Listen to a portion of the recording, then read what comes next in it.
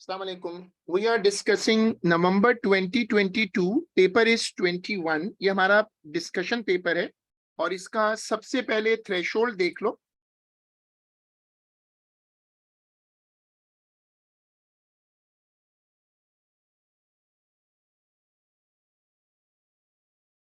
सबसे पहले इसका थ्रेशोल्ड चेक कर लो।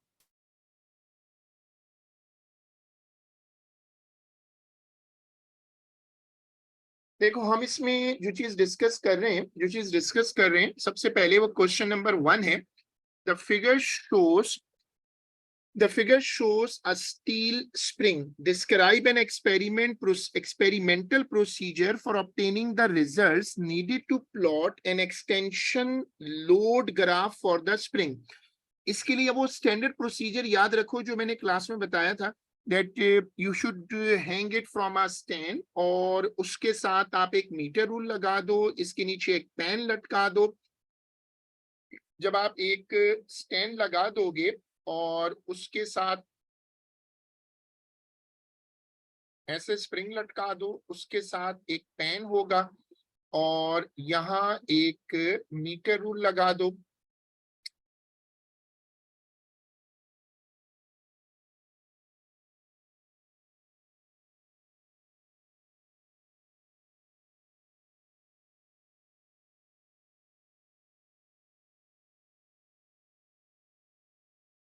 ये इसका प्रोसीजर है। और फिर जब आप इसमें लोड डालते जाओगे, जब आप इसमें लोड ऐड करोगे तो ये नीचे की तरफ जाएगा। आप पहले इसकी जीरो पे एक्सटेंशन, जीरो पे लेंथ नोट कर लो और फिर इसमें लोड रखते जाओ और ये एक्सटेंड होता जाएगा, एक्सटेंशन निकालते जाओ।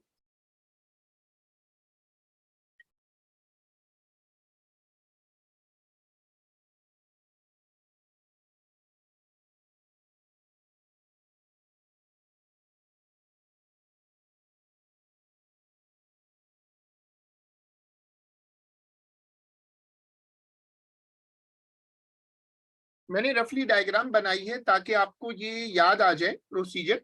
In an experiment to obtain results for an extension load graph, a spring is stretched beyond the limit of proportionality.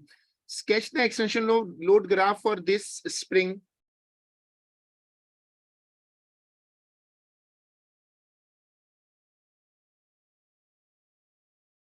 ठीक है, वो कह रहा है ग्राफ पे mark and label with a P the limit of proportionality.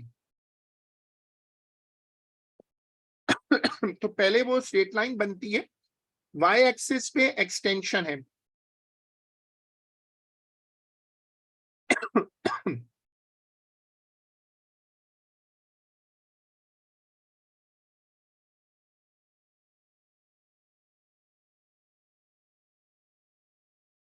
पहले तो straight line आएगी और उसके बाद ये हल्का सा कर्व होगा टूवर्ड्स एक्सटेंशन एक्सिस, और जहां ये कर्व होगा that would be the point of limit of proportionality. उसके बाद ये कर्व हो गया ना। The limit of proportionality for this spring occurs at a load of at a load of 8.5 Newton. The extension of the spring is equal to 0.014 meter when the load is equal to this. Calculate the extension for a load of 5.5.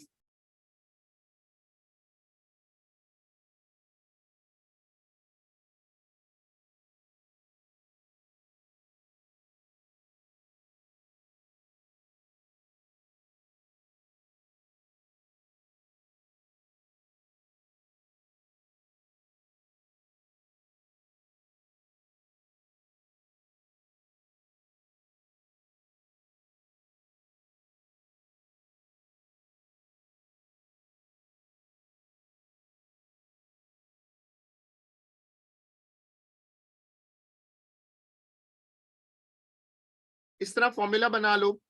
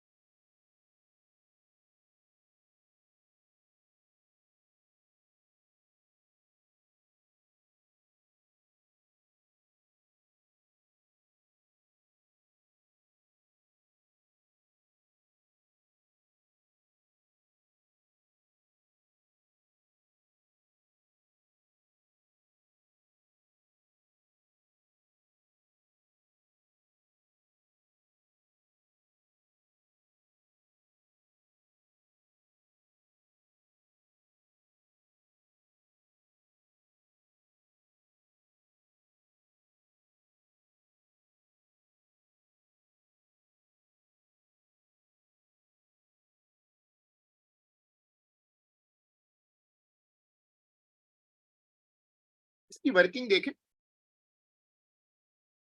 A child toy consists of a flexible track and a model car. The figure shows a diagram of the toy. ये पहले बहुत होते थे, अभी भी हैं, but जाहिर है वो जो आजकल टेक्नोलॉजी और बाकी चीजों की वजह से इन टॉयज का जरा ट्रेंड कम हो गया, बट ये बड़ा फेमस टॉयज होते थे। The child first hold the car stationary at point A, which is 0.45 meter above the horizontal section of the track BC and FG. The mass of the car is this. The child then releases the car when travels down towards point B. Both air resistance and friction between the car are negligible. Friction भी हटा दें और air resistance जो है ना उसको भी छोड़ दें।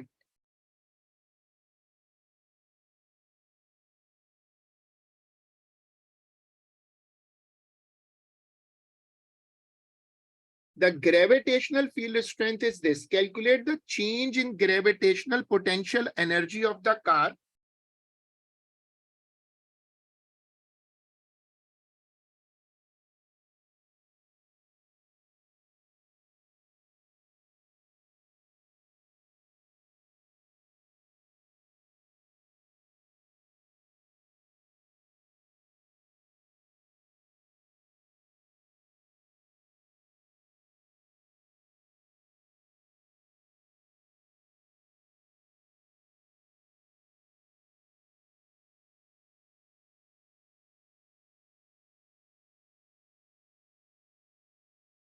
देखो अब तुम इसको कैलकुलेट करो। अच्छा,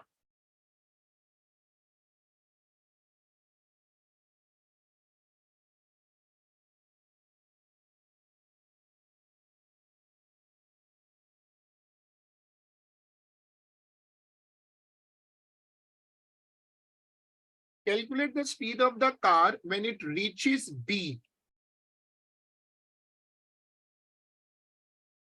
जब ये B पर आएगा ना तो kinetic energy will convert into,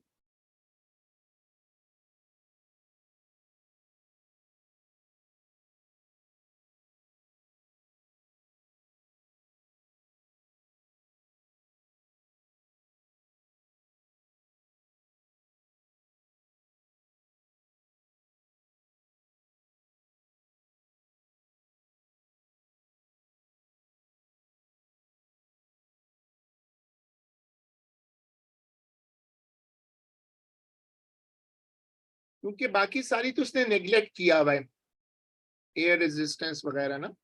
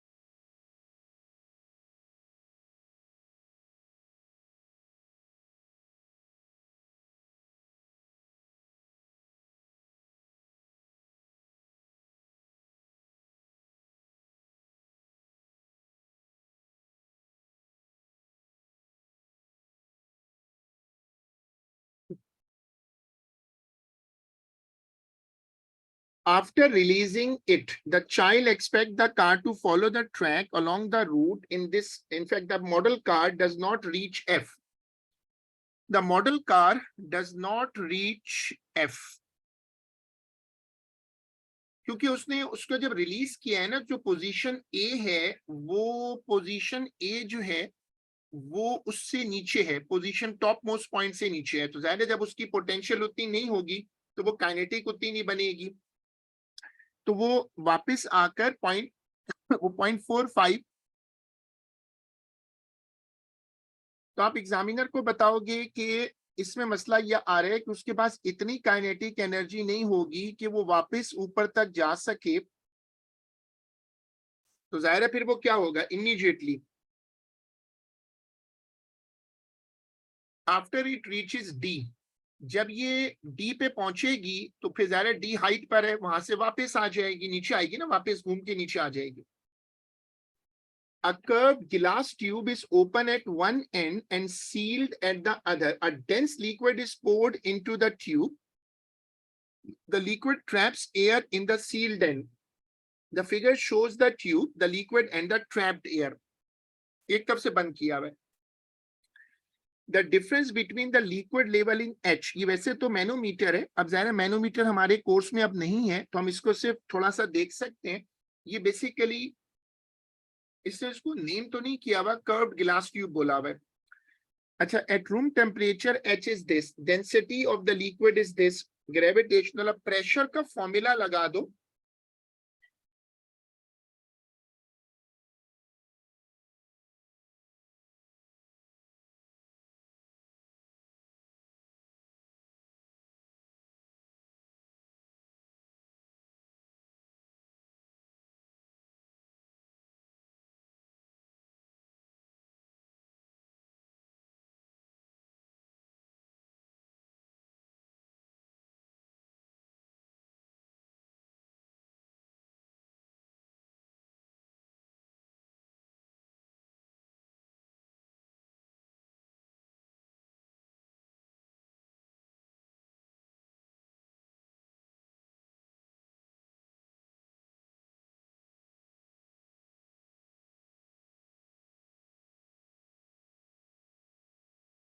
The trapped air in the tube is heated. The height of the trapped air in the tube is x. When the air, जब आप हीट करेंगे तो मॉलिक्यूल्स की काइनेटिक एनर्जी बढ़ेगी. Molecule ज्यादा energy के साथ आप इसमें एक दूसरे के साथ टकराएंगे तो प्रेशर बढ़ जाएगा और इसलिए वो हाइट बदल जाएगी. The trapped air reaches a constant temperature that is greater than its initial temperature. Describe and explain the change in H in terms of pressure involved. अब वो कह रहे हैं कि उसके बाद इक्विलिब्रियम आ जाता है.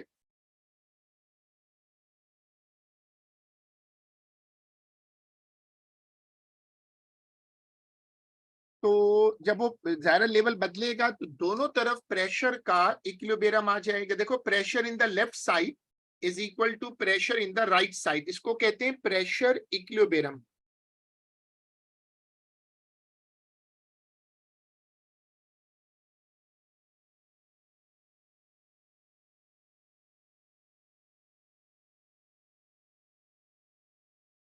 X-rays are transverse waves that are part of a spectrum of waves. Name of that spectrum of waves that includes X-rays, electromagnetic waves कहलाती हैं. Explain what is meant by frequency, number of cycles per unit time. State the name of the waves in a spectrum that have the greatest frequency. वो gamma rays होती हैं. X-rays are used in hospitals to produce an image of broken bones. अब इसमें जैसे मैंने class में बनवाया था, आप ऐसे कोई रैंडम शेप बना लो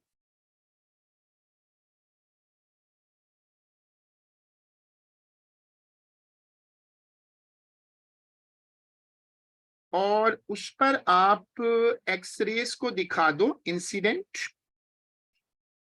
जो एक्सरेस बोन्स को हिट करेंगी वो तो एब्जॉर्ब हो जाएंगी और बाकी एक्सरेज जो हैं वो सीधा चली जाएंगी. तो पीछे जो आपने स्क्रीन रखी होगी यहां पर, उस पर एक शेडो इमेज बनेगा.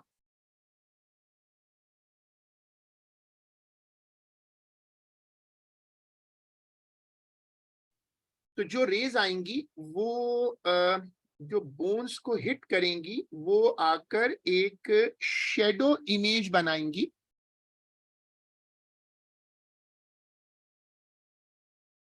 जैसे हमारा धूप में बनता है ना,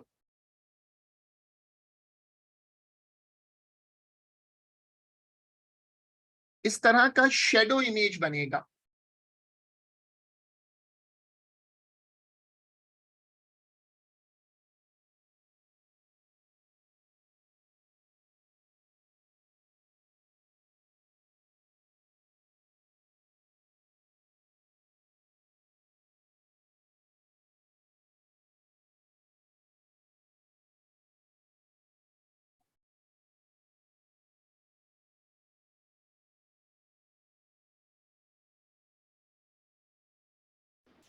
हेलो सर। अस्सलाम वालेकुम जी जैन। जैन आपको आवाज आ रही है? Jain can you hear me? Yes sir. Jain ये वाला पेपर हम कर रहे हैं, तुम इसमें अगर तुम्हारे पास पेपर है तो ठीक है, वरना जो है तुम यहीं से ज्वाइन कर लो। सर मैंने कर लिया हुआ ये विंटर 21 जो आपने होमवर्क दिया था वो मैंने हाँ हाँ, कर अच्छी, वो तो मैंने होमवर्क में दिया हुआ था, तुमने अगर किया हुआ है तो वेरी गुड। लिया। जी सर। हम उसको उसी को डिस्कस कर रहे हैं, तुम साथ रख लो अपना पेपर। और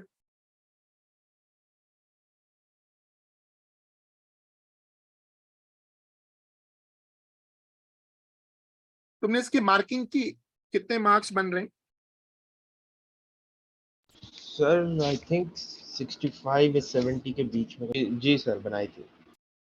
ऐसी बनाई?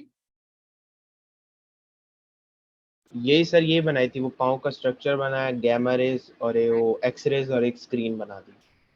Why X-rays are not used for prenatal scanning? Because X-rays dangerous होती हैं और वो किसी भी लिविंग टिश्यूज को और सॉफ्टवेयर सेगमेंट को डैमेज कर सकती हैं।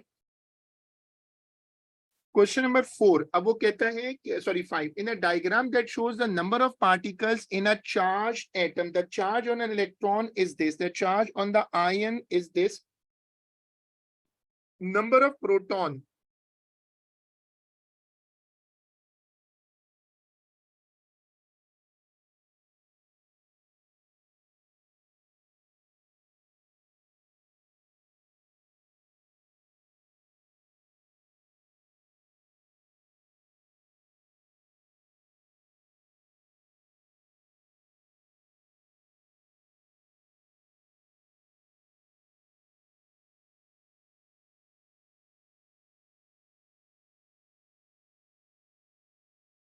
ये है क्वेश्चन नंबर 5।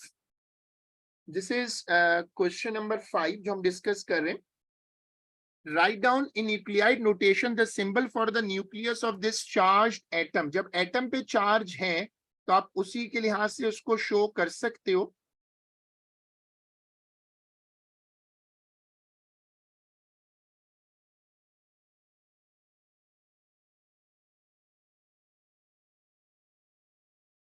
और उसने 2 इलेक्ट्रॉन लूज किए हुए, तो प्रोटॉन जो है वो फिर 4 होंगे। 2 sir electron lose.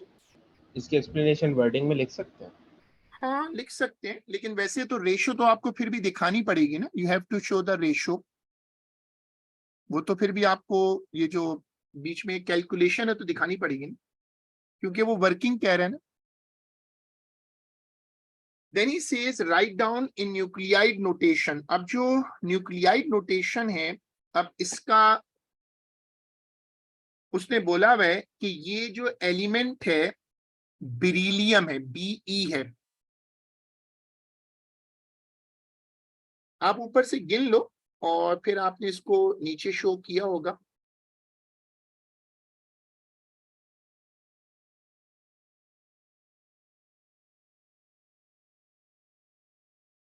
The isotope in figure 5.1 is the only stable isotope. Isotope क्या होते हैं जिनमें मास नंबर जो है वो वेरी करता है, एटॉमिक नंबर सेम होता है।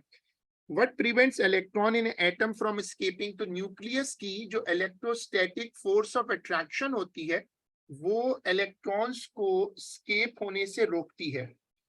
An electromagnet is used to separate objects that are magnetic from objects that are non-magnetic. If I show the electromagnet suspended from the arm of a crane, उसने वो electromagnet hang किया हुआ, name of the metal from which the core of the electromagnet is made. इसमें 2 ही option होते हैं, अगर आपने electromagnet बनाना है, परमानेंट और टेम्परेरी इलेक्ट्रोमैग्नेट होते हैं, तो फिर टेम्परेरी केस में आयरन सूट करेगा। The electromagnet is powered by 220 volt, electromagnet is switched on and the current in the circuit is 39। तो जब पावर का फॉर्मूला लगाते हैं तो P is equal to VI होता है।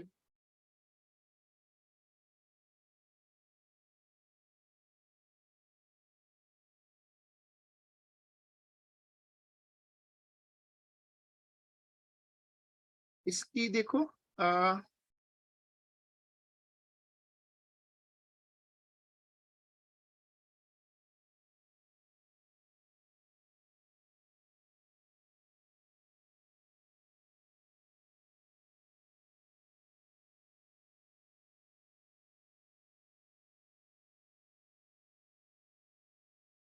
the DC power is a set of batteries. The batteries power the magnet for 4.5 hours before they need to be replaced. Calculate the charge driven along the complete circuit in this time.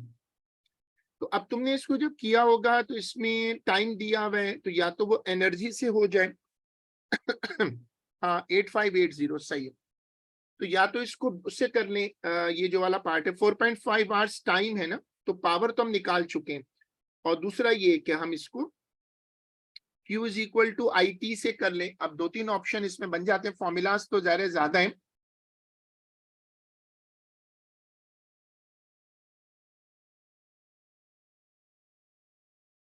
हमारे पास इसमें जो current है वो दिया हुआ है 39 ampere.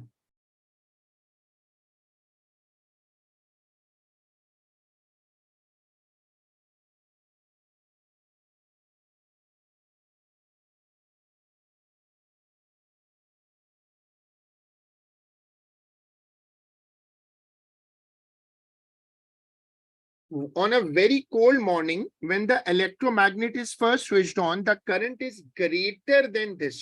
क्योंकि सर्दी में टेम्परेचर जब कम होता है तो टेम्परेचर लो होगा तो रेजिस्टेंस कम हो जाएगी 631800। अच्छा,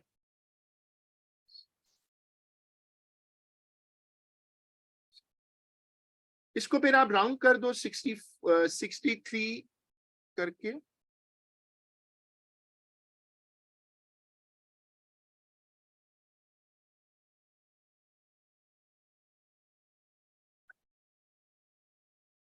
जब सर्दी होगी, जो बहुत ज्यादा सर्दी है, तो टेम्परेचर कम होगा तो रेजिस्टेंस कम हो जाएगी और करंट बढ़ जाएगा।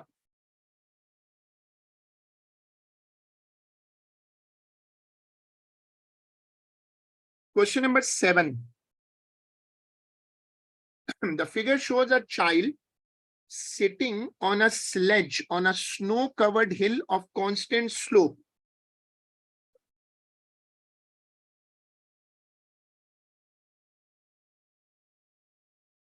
हाँ, वो तो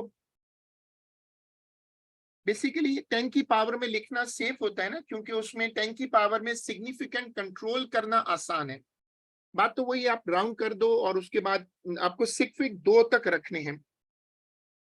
हाँ, नहीं, वो 1 सिग्फिक या 2 सिग्फिक का चक्कर नहीं है, वो देखना ये होता है कि क्वेश्चन में डेटा कितने सिग्फिक है। अगर क्वेश्चन में डेटा 1 सिग्फिक है तो आप अपना आंसर भी 1 सिग्फिक कर दो। At time t is equal to 0, the child and the sledge begin to move down the hill in a straight line. When the child sees a wall ahead, he applies the brakes. The child and sledge continues to travel in a straight line until they came to a stop before hitting the wall. The figure shows, ये वो है ना, stopping distance, thinking distance, braking distance। अब ये graph बना हुआ है। The brakes is applied at 26 seconds. Brake उसने 76 पे लगाई है। The figure shows how the speed of the child and sledge varies over the whole of the journey.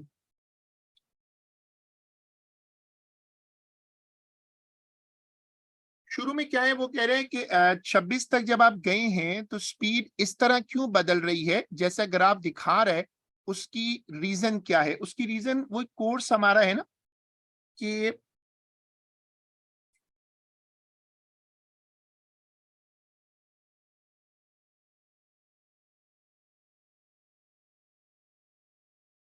जो मेन चीज इसके अंदर है वो ये है कि आहिस्ता आहिस्ता एयर रेजिस्टेंस जो है वो बढ़ेगी।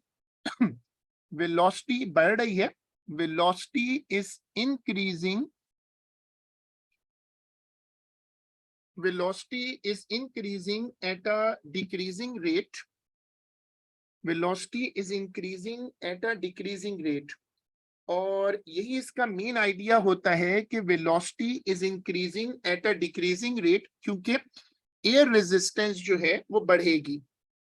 आप याद रखोगे velocity increases at a decreasing rate, मतलब जो एक्सेलरेशन है वो डिक्रीज कर रहा है। फिर एक पॉइंट पर आकर ब्रेक लग जाती है। आप उसको बताओगे यहाँ के एयर रेजिस्टेंस, और जो एयर रेजिस्टेंस है वो बढ़ती है।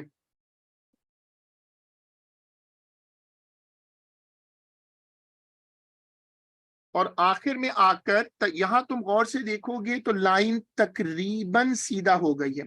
और ये वो मशहूर कॉन्सेप्ट है जो टर्मिनल वेलोसिटी वाला, जो कि हर साल ही आता है।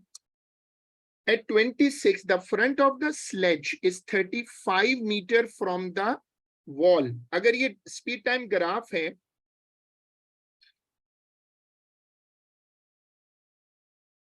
अगर ये स्पीड टाइम ग्राफ है तो इसका एरिया डिस्टेंस होगा। तो ये बताओ ये कैसे किया? T is equal to 26, the front of the sledge is 35 meter from the wall. इसमें मेरा ख्याल है तुमने ये किया होगा कि इसका जो एरिया है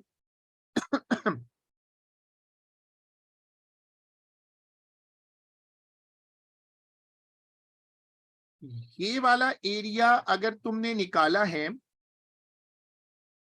हाँ, वो जो ब्रेकिंग डिस्टेंस है ना वो निकाला होगा। परफेक्ट। ये तो 26 है और ये वाला 30 है।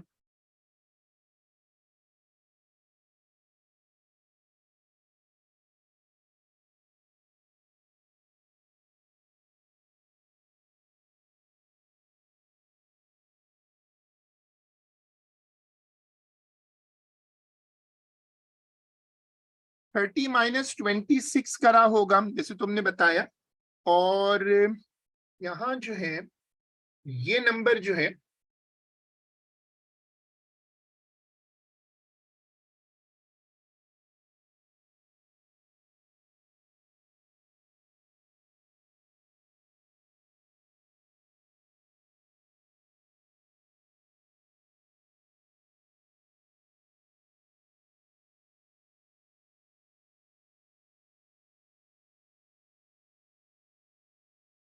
हाँ, फिर वो एरिया निकला होगा।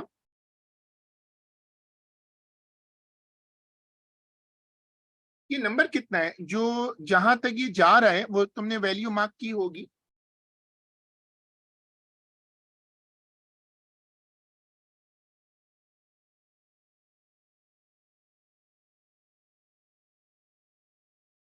हाँ, 15.2 है, सही।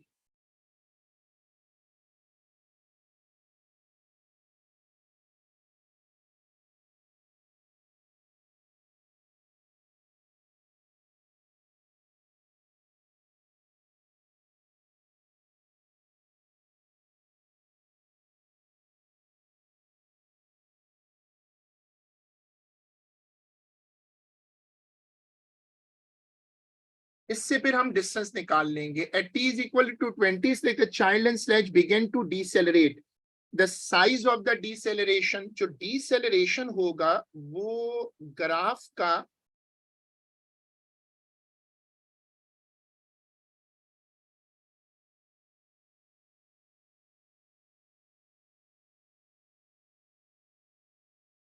का ग्रेडियंट होगा। वो हमारे पास डेटा पहले से है, 26 और 30 है और 15.2 है।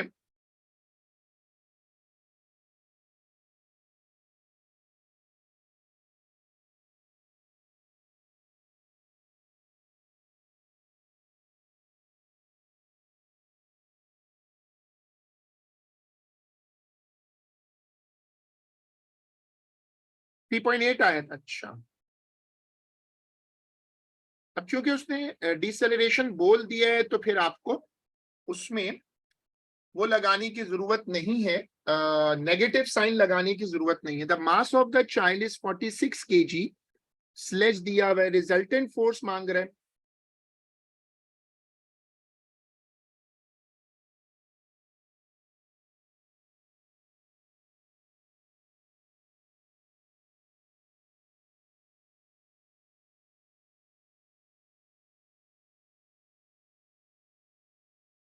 state the energy transfer that is taking place as the child and the sledge decelerate. Kinetic energy जो है वो convert होगी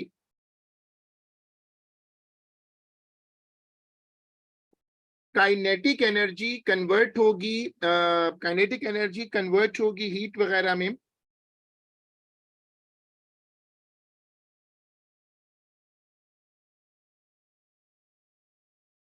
फोर्टी सिक्स तो अलग अलग मास है क्या? The mass of the child, अच्छा वो मैंने दोनों को ऐड नहीं किया, सही कह रहे हो, 49 होगा, बिल्कुल सही.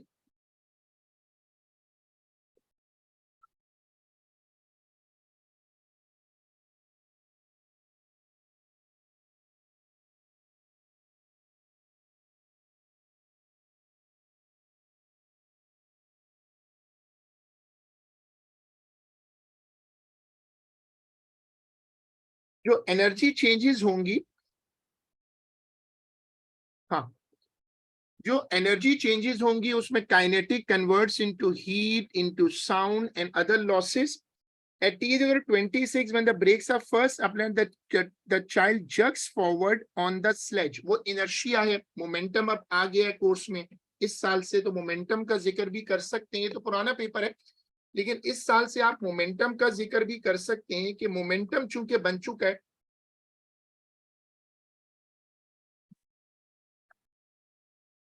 क्योंकि इसका मोमेंटम बन चुका है इसलिए ये ऐसा होगा, चेंज ऑफ इनर्शिया होगा. A parallel beam of light traveling in air is incident on a glass lens. The beam is perpendicular to the lens as shown. The dashed line P indicates the position of the lens. The center of the lens is dot C. The lens is a diverging lens. Indicate the shape of the lens by drawing the outline of the lens around dashed line P. तो जो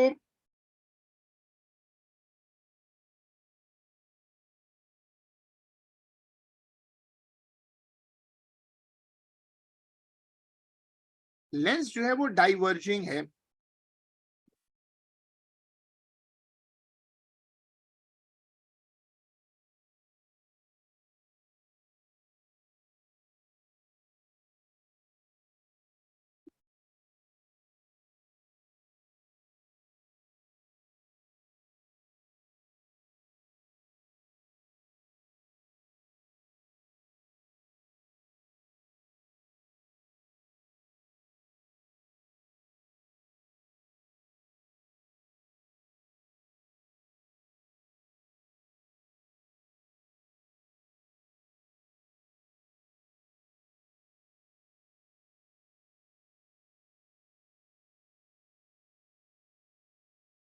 अब इसमें कहीं focal length तो दिया हुआ नहीं है, तो चूंकि नहीं दिया हुआ तो आप इसको कहीं भी बना सकते हैं.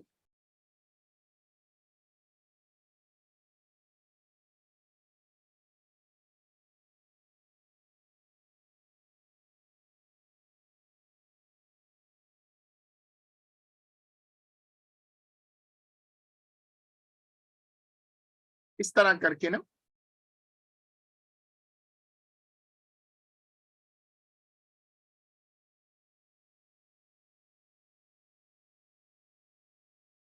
draw the path taken by each ray of light. Diverging lenses are used to correct short sight. Figure is a simplified diagram of a short-sighted eye जिनको करीब का सही दिखता है from a distant object. Continue the three rays in the eye until they reach the back of the eye.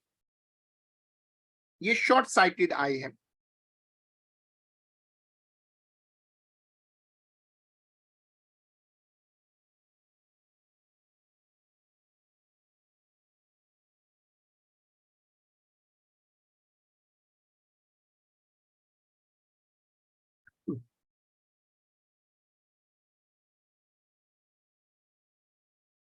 तो जो short sighted आई होती है उसका मसला ये होता है कि आई बहुत ज्यादा जो है, बहुत ज्यादा जल्द, बेसिकली जो रे होती है वो एक पॉइंट पे मीट नहीं कर पाती, उससे पहले जहां उसको मीट करना चाहिए उससे पहले मीट कर जाती है. रेज लेंस ज्यादा स्ट्रॉन्ग होता है.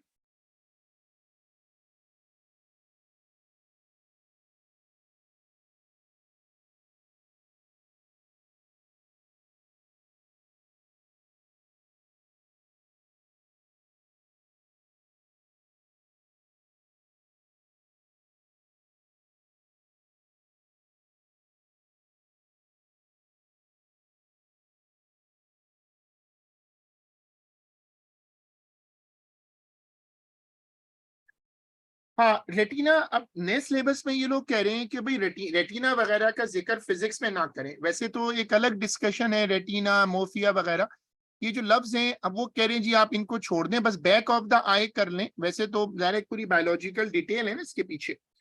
State how the image of a distant object detected by normal I differs from the object detected by short sighted.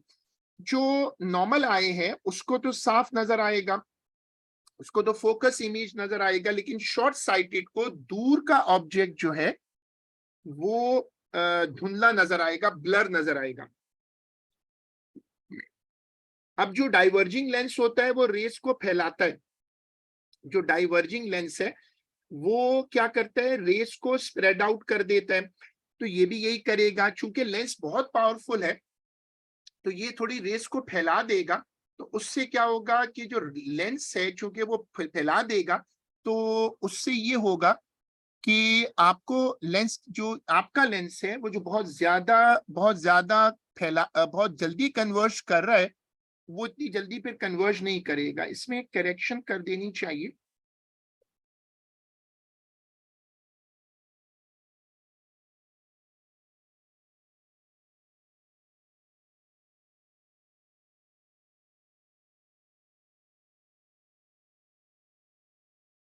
अब सही, वो मैंने उसको एक्सटेंड नहीं किया था।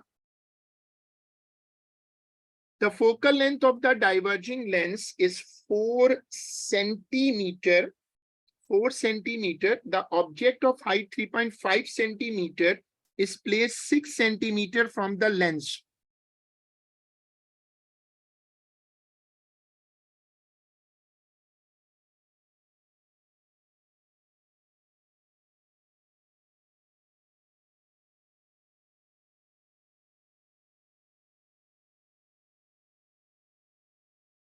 इसमें वो कह रहे हैं कि मैंने आपको लेंस दिखा दी है और मैंने ऑब्जेक्ट भी बना दिए।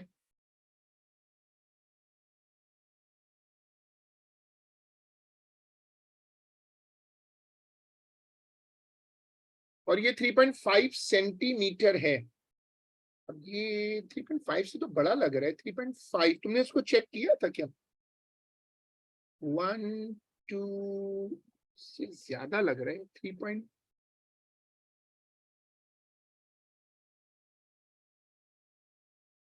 हॉरिजॉन्टल तो सही आ रहा है, 2 3 4 5 6, वो तो सही आ रहा है।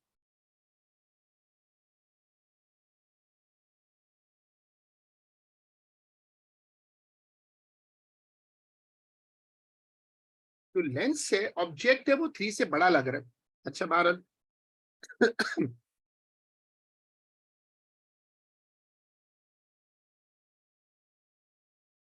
ये डाइवर्जिंग लेंस है और इसका फोकल लेंथ है 4।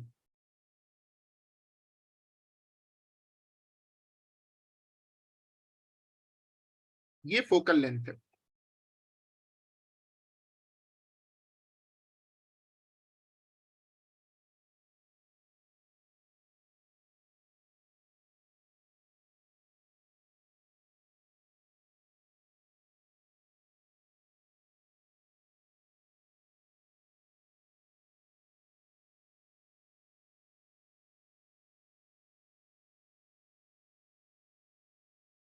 अब इसमें सिर्फ ये तुमने इसको जहन जब ड्रॉ किया तो तुमने इसको चेक किया था कि जो इसका साइज है इमेज का, मुझे तो लग रहा है वो 3.5 जो है वो उससे बड़ा है। अगर मैं इसको जूम करके भी देखता हूं तो 1 2 3 12, थोड़ा सा टिप ऊपर गई हुई है, हो सकता है ठीक हो। आगे चलते हैं। अच्छा, लेकिन तुमने स्क्रीन पे तो कर सकते हो ना, कोई गैजेट वगैरह पे खोल लिया करो। किसी गैजेट वगैरह पे खोल लो और उस पे आराम से सॉल्व हो जाता है।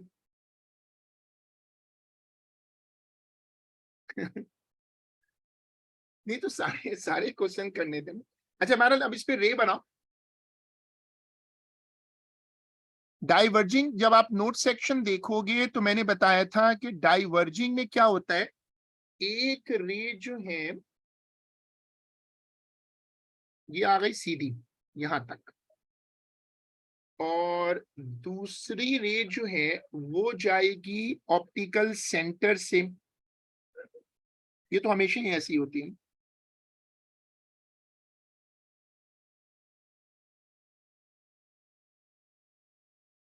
इसमें तो इमेज बनता ही वर्चुअल है ना।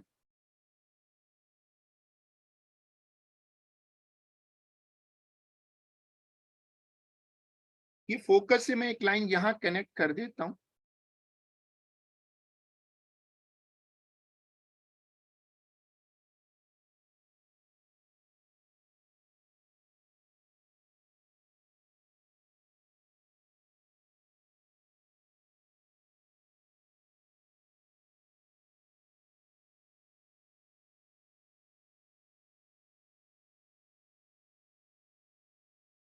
ये इमेज आ रहा है।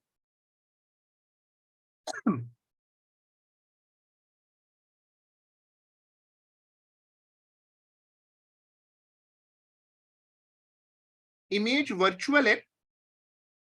On the grid, write an E in a position for which an eye can see the image. वो जहां तुमने इमेज मार्क की है उसी लाइन को पीछे ले जाओ।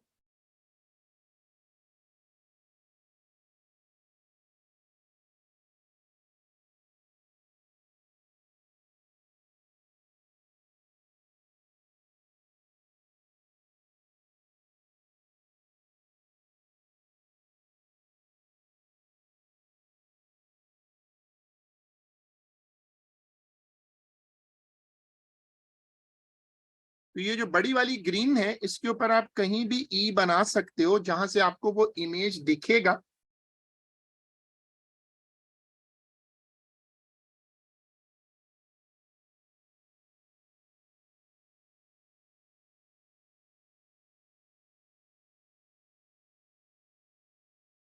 Determine the linear magnification.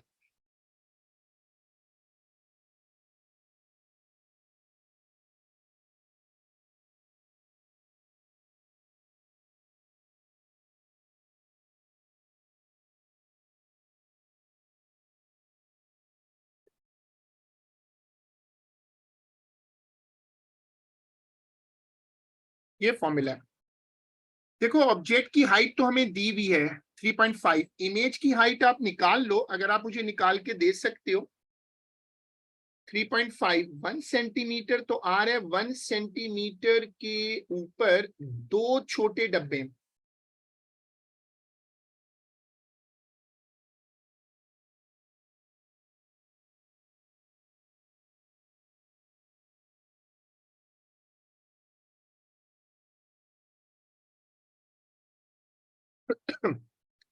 तो ये अगर 1 सेंटीमीटर है तो फिर आप इसको आगे देख लो। 1 सेंटीमीटर 1.2 1.4 1.4 आ रहा है।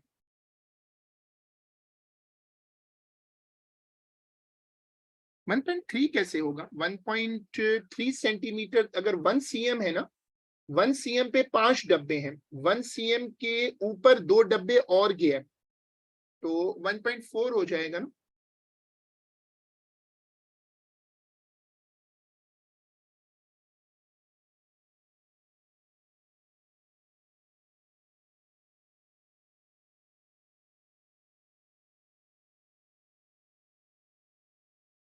The power supply in an electric circuit is a battery of EMF 12 volts. State two ways in which the EMF of a battery differ from an alternating current by alternating current.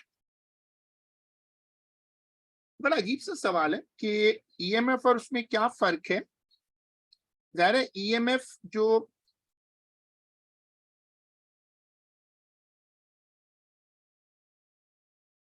Battery में तो DC होता है, तो अगर ये DC है तो उसकी एक ही डायरेक्शन होगी।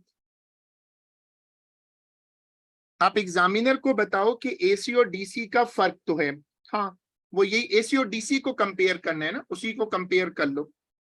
और उसकी मैग्नीट्यूड, दूसरा ये है ना कि दोनों की डीसी जीरो पे नहीं आता ना, फ्लक्चुएट नहीं करता, डीसी एक ही वैल्यू पे रहते हैं, डीसी की वैल्यू फिक्स हो जाती है और एसी की वैल्यू फ्लक्चुएट करती है। The circuit include 3 resistors and 2 open switches। सही है, इसने पूरा वो इलेक्ट्रोमैग्नेटिक इंडक्शन वाला बना लिया। YZ is a straight horizontal section of connecting wire that lies between two magnets. S1 is now closed.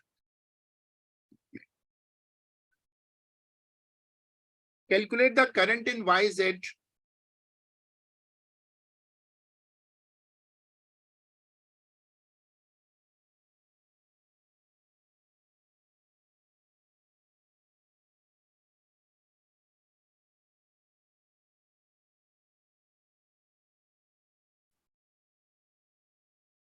अभी S2 तो खुला हुआ है,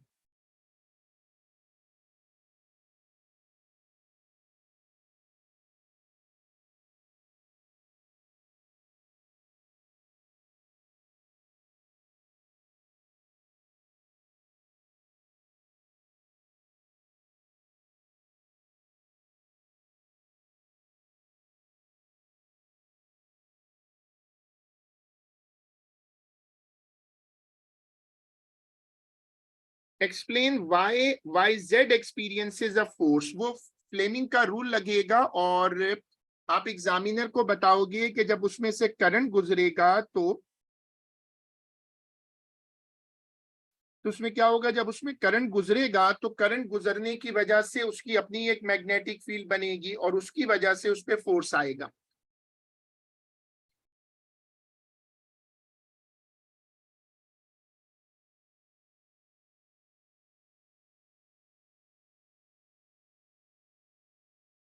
इसमें फ्लेमिंग का लेफ्ट हैंड रूल लगाओ और जो करंट है वो ऐसे जा रहा है। मैग्नेटिक फील्ड जो है वो नॉर्थ टू साउथ है, ये मैग्नेटिक फील्ड है। तो इससे तो अगर आप लगाते हो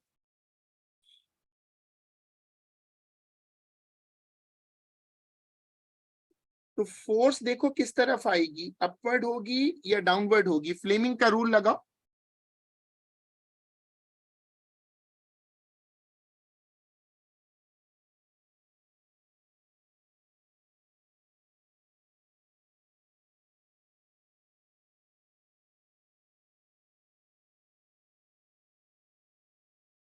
हाँ, जो फोर्स आएगी वो डाउनवर्ड लगेगी।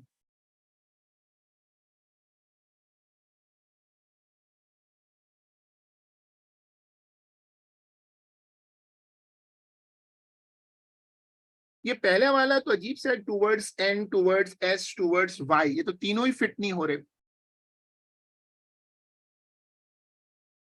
नहीं तो तीनों फिट नहीं हो रहे। Explain how the direction of the force, आप एग्जामिनर को बताओगे फ्लेमिंग्स लेफ्ट हैंड रूल। अब वो कह रहे हैं जो स्विच S2 है हम उसको भी क्लोज कर देते हैं। देखो ये स्विच S2 आ गया, इसको करेंगे ना तो 20 और 30 पैरेलल में आ जाएंगे।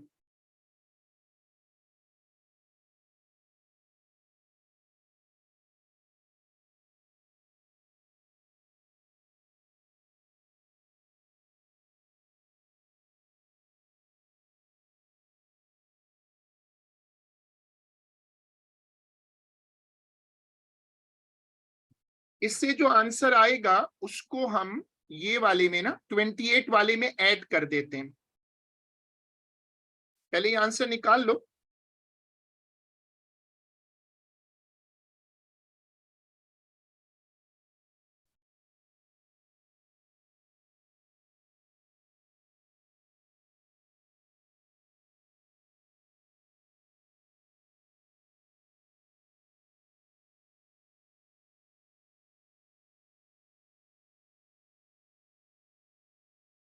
फिर जो आंसर आएगा, जो भी आंसर इसमें आ जाए वो फिर उसमें ऐड कर देना। 40 आ रहा है।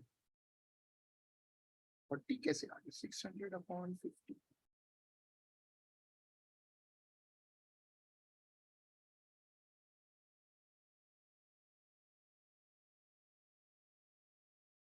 काफी बड़ा नंबर आ गया, 12 लेनी वजह है यार।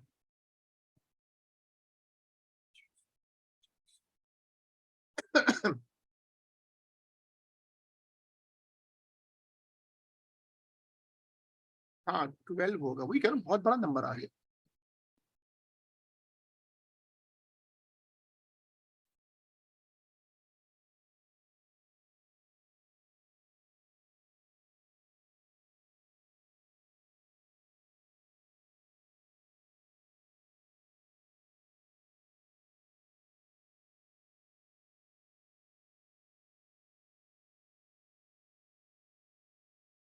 सही, 12 टोटल होगा, 12 टोटल कैसे हो सकता है? 28 तो ये अकेला है। What happens to the force on YZ? जब हम S2 देखो, जब रेजिस्टेंस आप स्विच ऑन कर दोगे, हाँ, तो जब आप स्विच ऑन कर दोगे तो आप एग्जामिनर को बताओगे कि फिर क्या होगा, रेजिस्टेंस कम हो जाएगी, और जाहिर है कि रेजिस्टेंस कम होने से करंट कम हो जाएगा, रेजिस्टेंस कम होगी और उससे करंट बढ़ेगा, और उससे फिर जो फोर्स है वो बढ़ जाएगी। हाँ सही। The current in the 20 ohm resistor is I20. The current in the 30 ohm resistor is I30. State a value for the ratio 20/30. देखो 20 और 30 दोनों पैरेलल में हैं, जो पैरेलल में वोल्टेज सेम होता है,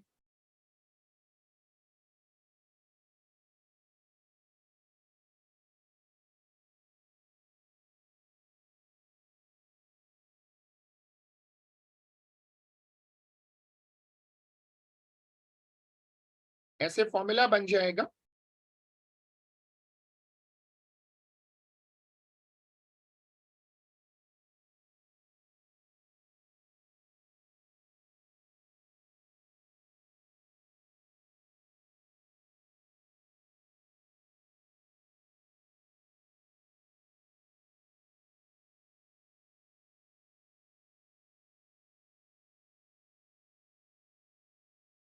हाँ बिल्कुल सही।